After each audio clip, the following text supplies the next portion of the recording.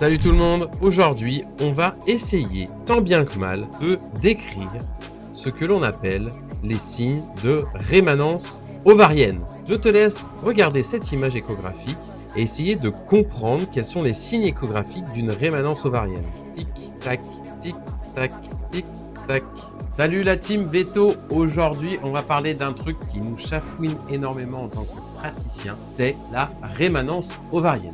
Alors je vois tout de suite la petite question ou la petite remarque de oui mais on n'a pas besoin forcément d'aller voir à l'échographie la rémanence ovarienne pour la suspecter. Je suis tout à fait d'accord avec cette chose-là. On peut très bien que se fier à la clinique de l'animal typiquement. Donc pour ceux que ça intéresse, la rémanence ovarienne, c'est simplement le fait qu'une petite cellule de l'ovaire a recolonisé une portion de l'utérus ou une portion d'une vascularisation à proximité et qui reprovoque des signes de chaleur, de retombées de chaleur sur une chatte ou sur une chienne. Très souvent, ça arrive surtout chez la chatte. Généralement, ça réintervient entre 3 et 6 mois après la stérilisation. La chatte remanifeste des signes de chaleur, donc des changements de comportement, voire des saignements vulvaires. Donc c'est un peu notre hantise en tant que vétérinaire de retomber là-dessus quand on a stérilisé un animal parce que forcément on est un peu obligé d'avoir le résultat de la stérilisation. Donc on est obligé de réintervenir chirurgicalement sur l'animal. Passé ce détail, mon objectif aujourd'hui c'est de t'apprendre à essayer de diagnostiquer une rémanence ovarienne à l'échographie abdominale. Donc pour commencer, on a notre animal qui manifeste des signes de retombée en chaleur. Ok. Pourquoi est-ce intéressant de réaliser une échographie pour la rémanence ovarienne ?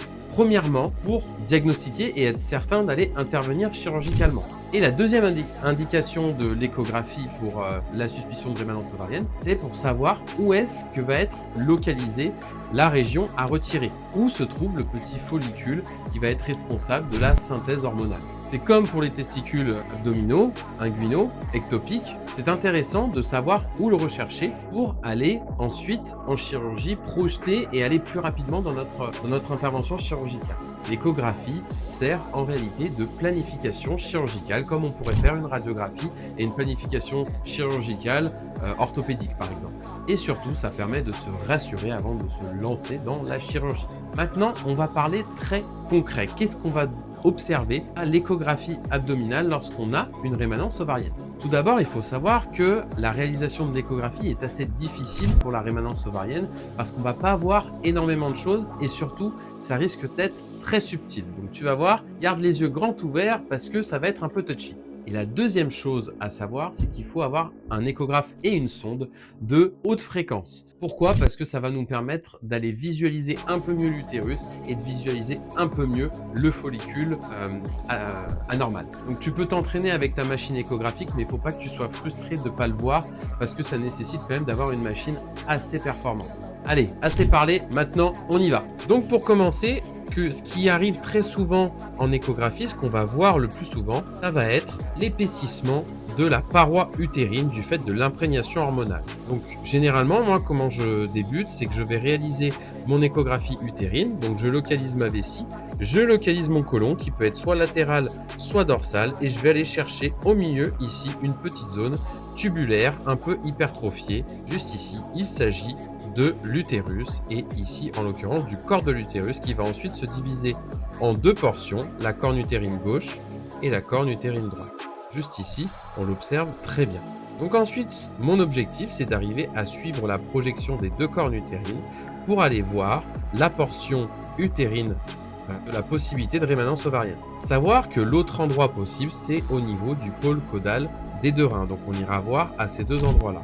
Donc je continue de suivre mon utérus qui va ensuite se diviser en deux. On le suit jusqu'à arriver à la fin de l'utérus. Et ici, en l'occurrence, on observe la présence d'un petit follicule anéchogène avec la présence d'ombres de bord. C'est souvent ça qui nous permet de suspecter une rémanence ovarienne que l'on observe juste ici. Et il s'agissait ici de la corne droite de l'utérus qui a été ensuite retirée. Une partie de la corne a été retirée sur notre animal. Donc, on répète, première chose, c'est visualisation de l'utérus. C'est complètement anormal de voir un utérus de manière aussi franche sur un animal qui est censé être stérilisé. Donc ça, c'est le premier élément.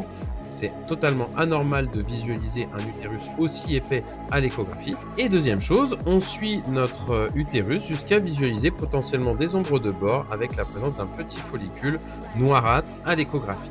Eh bien, tout ça laisse suspecter une rémanence ovarienne. On aura ainsi localisé la lésion au niveau du bout de la corne à droite, ce qui nous laisse ensuite suspecter l'intervention chirurgicale et la localisation de la lésion. Attention, petite astuce pratique. Ce n'est pas parce que tu ne vois pas le follicule de rémanence ovarienne à l'échographie qu'il n'y a pas de rémanence ovarienne. Attention, ça c'est complètement faux. Surtout si tu as un épaississement de l'utérus. Donc garde en tête que si tu vois l'utérus épaissi et que l'animal a des signes de retombée en chaleur, ça laisse suspecter quand même une rémanence ovarienne et qu'il va falloir aller intervenir un peu à l'aveugle à la chirurgie. Mais ce qui est un peu sympa, c'est que si tu arrives à localiser, tu vas gagner quand même beaucoup de temps. Alors garde en tête quand même d'aller voir aussi de l'autre côté, sur l'autre corne utérine, s'assurer qu'il n'y ait pas d'autres follicules. Et une fois que tu as regardé et que tu n'as rien vu au niveau de l'utérus, pense aussi, tu penseras à moi, à aller voir au niveau du pôle caudal des reins. C'est aussi un lieu de localisation de rémanence ovarienne. Voilà, tu es maintenant un pro dans le diagnostic des rémanences ovariennes. J'espère que la vidéo t'aura plu. Si jamais c'est le cas, n'hésite pas à nous mettre un petit pouce. Et si jamais tu es intéressé par l'une de nos formations, je te laisse le lien en description. Je te souhaite une très bonne fin de journée et je te dis à bientôt. Salut!